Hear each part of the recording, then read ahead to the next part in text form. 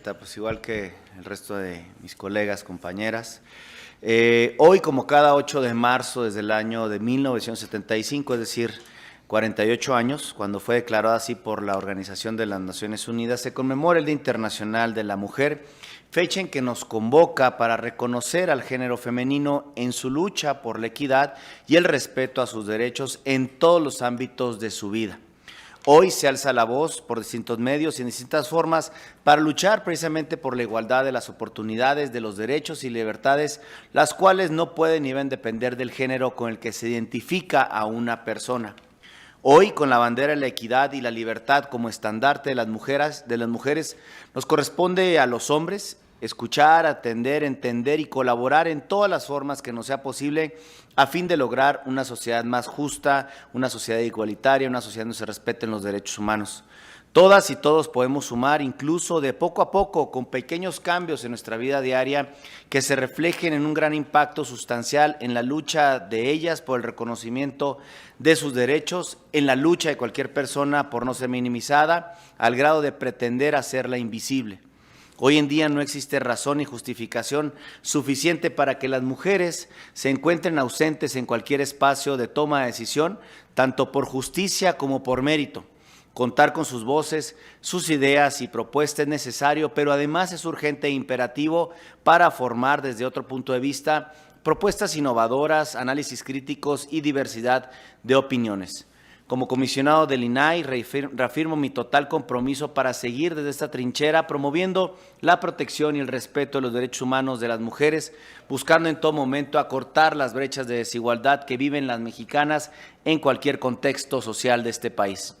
Apuesto también porque seamos cada vez más los hombres que aceptamos lo que se conoce como la nueva masculinidad. Apuesto por el cambio de pensamiento machista que dificulta la construcción horizontal de políticas públicas y de programas que nos ocupan y que obstruyen las alianzas para avanzar en una sociedad democrática. Apuesto también por la eliminación de los estereotipos tradicionales que colocaron a los hombres en una posición que históricamente no ha merecido.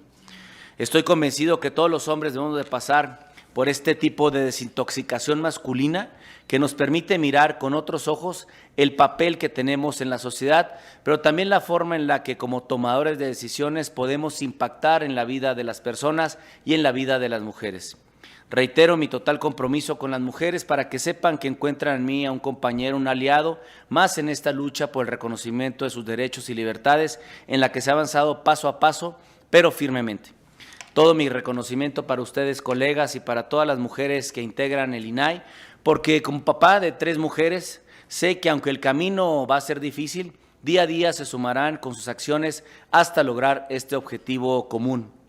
Además, también desde esta trinchera y de esta ponencia es necesario tener el imperativo y presente el amparo en revisión número 962/2019, que habla sobre que tenemos que juzgar con perspectiva de género para reconocer las desigualdades que enfrentan las mujeres. Entonces, de tal manera que nosotros cuando resolvemos este pleno temas de acceso a la información y de protección de datos personales, es necesario tener este precedente judicial que además es obligatorio porque así pues reconoceremos esta desigualdad que enfrentan las mujeres. Y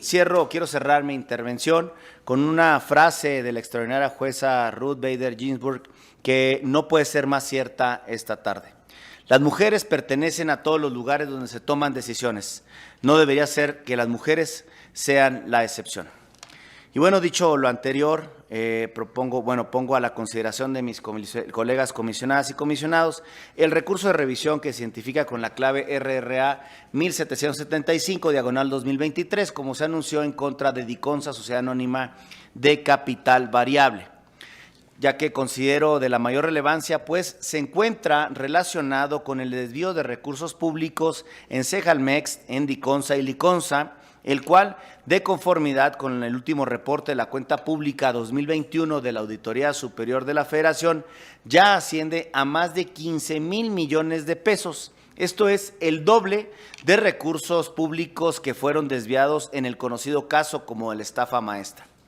En este asunto, una persona solicitó el soporte documental que dé constancia de la compra de 20,000 toneladas de leche en polvo a los que hizo referencia el titular del sujeto obligado en su comparecencia ante la Cámara de Diputados durante la mesa de trabajo con el director general de Seguridad Alimentaria Mexicana. Y asimismo, la persona hoy recurrente solicitó se incluyeran en la respuesta los contratos, convenios, comprobantes de pago, facturas y demás documentos relativos al procedimiento de contratación de estas 20,000 toneladas. En respuesta, Diconsa indicó que no era competente para conocer de lo solicitado y señaló que Liconsa era quien pudiera conocer de lo requerido. Por otra parte, a través de la Subgerencia de Estrategia Comercial, reconoció que las declaraciones señaladas como sustento de la información fueron hechas por el titular del sujeto obligado, pero que eran inexistentes en sus archivos, ya que la información, a su juicio, dijo, es competencia de las áreas que generaron los datos. Aquí es importante señalar, obviamente para la gente que nos hace el favor de seguir esta transmisión, que si un sujeto obligado no es competente para conocer de determinado tema, es porque dicha actuación no se encuentra dentro de sus facultades legales, a diferencia de la inexistencia, que es cuando, si bien se tienen las facultades para conocer la información precisamente no obra en los archivos de los sujetos obligados y por eso hay que tener presente esa diferencia entre inexistencia e incompetencia. Ahora bien, inconforme, la persona recurrente acudió a este instituto para quejarse precisamente de la respuesta que otorgó el sujeto obligado, indicando que éste debía tener la información, en tanto que la declaración del titular de Diconsa abarca a los 3 sujetos obligados, es decir, Diconsa, Liconsa y Segalmex, a lo que en alegatos el sujeto obligado reiteró la respuesta inicial. Al respecto, lo primero que establecimos en mi ponencia es que la solicitud de información tiene como base una declaración hecha por un servidor público en funciones, el director general del hoy sujeto obligado, y se llevó a cabo esta declaración en el marco de una comparecencia de una mesa de trabajo ante la Cámara de Diputados. Y esto es importante, ya que debemos de recordar que las leyes en la materia establecen claramente, muy nítidamente, la obligación para los sujetos obligados y sus integrantes de documentar todo acto que derive del ejercicio de las facultades, competencias o funciones de los mismos. Aunado a ello, y en el proyecto se establece así, el Estatuto Orgánico de Segalmex se establece que, y cito para mayor claridad, abro comillas, con el fin de que exista racionalidad en el gasto público para dar cumplimiento a los propósitos de austeridad, no existe un cuerpo directivo de Segalmex, Diconsa y Liconsa, sino que hay uno solo para 3 entidades que comprende directores, gerentes y subgerentes que atienden actividades y responsabilidades de las 3 entidades mencionadas, en el entendido de que esos funcionarios solo percibirán un salario, cierro comillas. Es decir, si bien se trata en principio de 3 sujetos obligados, estos son administrados por un solo director en términos del propio estatuto que acabo de ver en la parte normativa, tal pues como lo refiere además la persona recurrente en su escrito de agravios.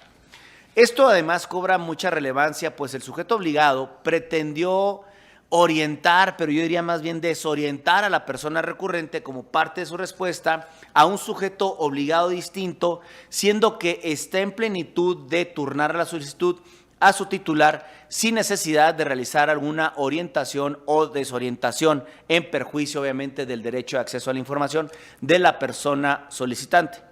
Pero por otra parte, y retomando la declaración del servidor público, se advierte que éste reconoció de manera expresa en su comparecencia la compra de 20,000 toneladas de leche en polvo a sobreprecios e incluso señaló que al detenerse dicha compra se está generando un ahorro de 100 millones de pesos, datos que fueron aportados por el propio titular de Diconsa para ofrecerlos a las y los legisladores en esa comparecencia, en esa reunión de trabajo, por lo que pues resulta fundamental que se haga una búsqueda en la dirección general que emitió esa declaración con el fin de que se hagan públicos estos documentos que sustentaron esta manifestación del director general.